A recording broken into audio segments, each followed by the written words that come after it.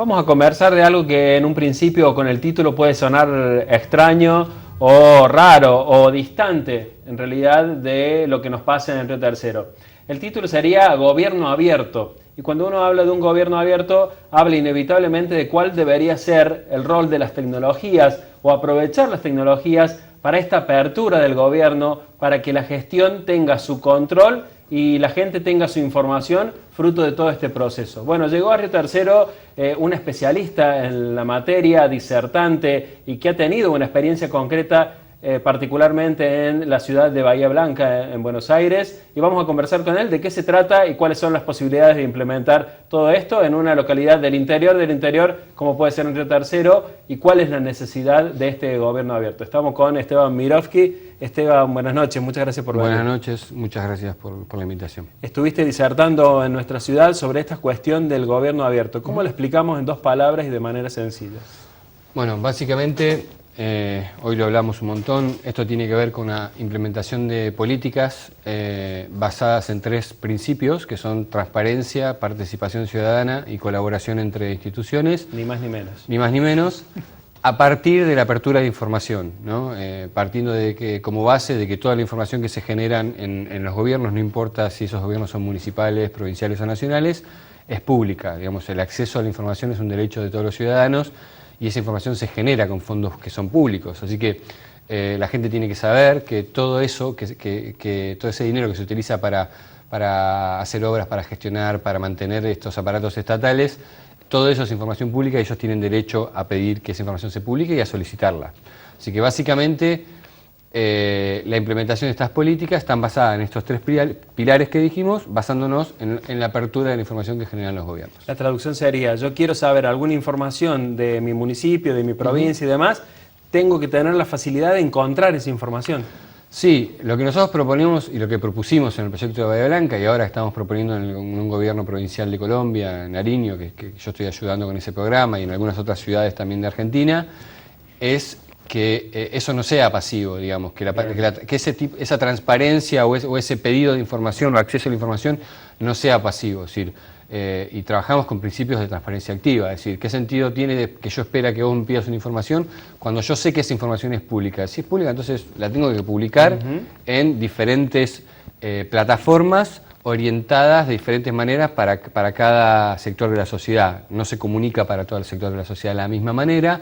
El ciudadano común entiende, por ejemplo, no sé, el gasto de un presupuesto de una manera que tiene que ser mucho más clara, con un gráfico y qué sé yo, y que no es la misma manera de que ese mismo presupuesto lo pueda entender un periodista o una oposición política o un investigador que quiere esa información y saber de dónde salen todos esos datos, o al otro extremo es un programador que tampoco, digamos, quiere ver un gráfico, sino que quiere acceder a través de un programa para sacar sus propias conclusiones, por ejemplo, ¿no? O sea, no se trata de tener una página web, digamos. No solo eso. No solo eso, exacto. Digamos, ese sería el punto de partida. Ese sería el punto de partida. Generalmente se hace como una diferencia entre un portal o un sitio web que generalmente está orientado al vecino, que no entiende por ahí tanto de tecnología, pero que necesita ver las cosas de una manera muy sencilla.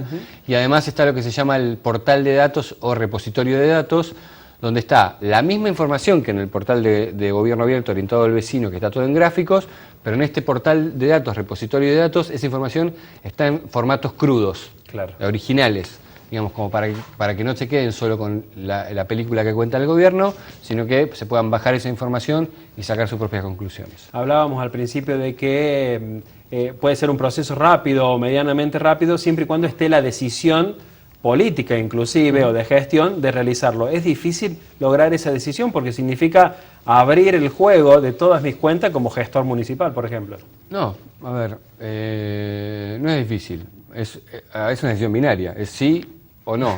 Digamos, vos no puedes ser un poquito transparente, o lo sos, o abrís datos o no abrís datos.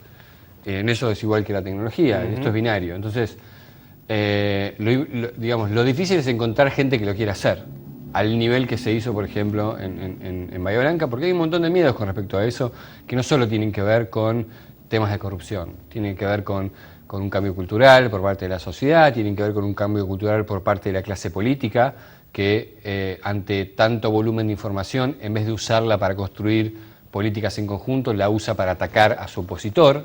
Entonces, tiene que ver con un montón de miedos, con que hay que reconocer que las gestiones públicas, las gestiones de gobierno están manejadas por personas que cometen errores, que los gobiernos no son que no son eficientes, que pueden fallar. Entonces, tiene que ver con un montón de cosas. ¿Cuál es la experiencia en Bahía Blanca y el resultado después de haberlo implementado y de haber dejado el proyecto como funcionario en 2015?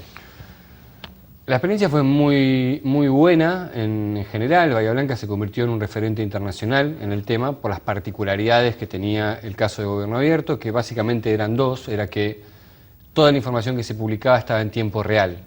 Digamos, todos los sistemas de Bahía Blanca están conectados directamente a la plataforma de gobierno abierto. Esto hacía que si viene un vecino y paga un impuesto, automáticamente se vea reflejado en las cuentas municipales. Sale un cheque para pagar un proveedor, lo mismo. Se llama a una contratación, licitación pública o privada, lo mismo. Hay un estudio de impacto ambiental, igual. Hay un accidente en la vía pública, también se publica todo en tiempo real. Eso además está en lo que nosotros llamamos datos sensibles, como el manejo de fondos o temas ambientales. Siempre hay una institución externa que no tiene intereses políticos, que no milita y demás, generalmente es una ONG o una universidad, que tiene acceso a la misma información que tenemos nosotros desde el gobierno, para de alguna manera lo que hace es auditar que lo que nosotros estamos publicando es cierto y que obviamente no le estamos mintiendo a la gente. Convengamos que estamos en una sociedad no solo argentina, a nivel mundial la clase política está como bastante mal vista. A mí me tocó vivirlo cuando me convertí en funcionario de un día para el otro, que no lo esperaba porque venía de la parte privada, pero me convertí en un corrupto de la noche a la mañana cuando asumí, y eso es producto de todo lo que se viene haciendo en las últimas décadas en cuanto a los políticos, ¿no? Ese encasillamiento sobre la corrupción, que es una de las palabras más asociadas a la política, es real. Y por eso lo que intentamos hacer es incorporar a actores externos que legitimicen los procesos de apertura. Y buscar mecanismos de control que también involucren al ciudadano en ese control o en esa información que el mismo político genera. Totalmente. A ver, si me preguntás a mí cuál es el objetivo final de lo que es gobierno abierto, es la participación ciudadana. Claro. Y cuando vos querés convocar a gente a que participe en las decisiones de tu gobierno, lo primero que tenés que hacer es poner las cartas sobre la mesa y darle la misma información que tiene uno como gobierno, porque si no el diálogo no es justo, ¿no? Panama Papers, Wikileaks pusieron en debate esto de la información. Sí. Y esto de, si bien fueron filtraciones, de que hay mucha información que va por debajo y que no conocemos. ¿Eso juega a favor o en contra de proponer este gobierno abierto? No, yo creo que juega a favor.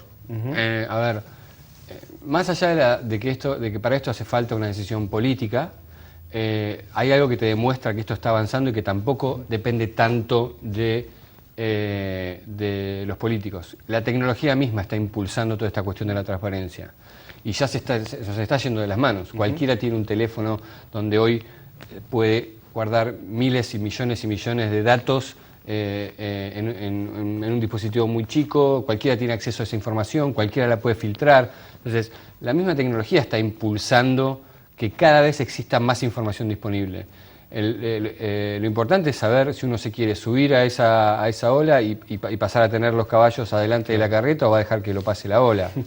Yo creo que esto es un camino que llega para todo el mundo, que la misma gente lo exige, que en los tiempos que corren no puede ser que las declaraciones juradas de los funcionarios políticos no sean públicas y que estén guardadas en una escribanía por si algún día pasa algo. Son cuestiones que ya en los tiempos que corren me parecen como ridículas, ¿no? Entonces creo que esto le llega a todo el mundo y que estas cuestiones que tienen que ver con Wikileaks o estas fugas de información lo que hacen es poner el debate y claro, siempre son positivas. Porque hablaba de las declaraciones juradas, ocurren entre terceros, son secretas, sí, hasta claro, por carta orgánica, sí. Y vos me comentabas que algún pantallazo de la presencia del gobierno municipal en redes o en internet habías tenido. ¿Qué consejos darías a Río Tercero como un municipio para entrar en esta perspectiva del gobierno abierto? No, bueno, yo vine invitado acá por Alejandro Joander, que él está ocupando una banca en el Consejo, que nos venimos hablando hace más de 1 año y medio, cuando nos conocimos a raíz de un par de charlas que yo di en Córdoba, y él ha tomado esa bandera de gobierno abierto, pero tampoco se la ha apropiado en Río Tercero, como yo tampoco me creo dueño de lo de Bahía Blanca. Sí. Él lo que está planteando es una forma diferente de hacer política, y que va en contra de la forma tradicional en la que se hace política. Y esto lo tiene que entender la vieja clase política, la nueva clase política, y los que más lo van a entender son los ciudadanos. Claro. Entonces, esto es algo que tienen que construir entre toda la comunidad. No sé si tengo algún consejo. Impuesto, digamos. No, para nada. No, porque acá, a ver, acá esta iniciativa sale de él, como puede salir también de la sociedad civil. En este caso sale de él. Si el Departamento Ejecutivo en su postura dice yo no voy a abrir nada, la decisión es de ellos, no es ni del Consejo Deliberante, a no ser que se trate un proyecto con aprobación y que se apruebe, ni tampoco es de la sociedad civil. Lo que no puede pasar es que el tema no esté en agenda. Está bien. Es decir, hoy tenemos un gobierno nacional que ha levantado la bandera del gobierno abierto, tiene su política de gobierno abierto, se está por sancionar la ley de acceso a la información pública, que Argentina es el único país de toda Latinoamérica, en conjunto con Venezuela, que todavía no tiene una ley de acceso a la información pública, y los funcionarios y los que ocupamos cargos políticos no podemos estar ajenos a eso, para nada. Entonces yo creo que, no sé si tengo un consejo, lo que digo es que tienen que arrancar.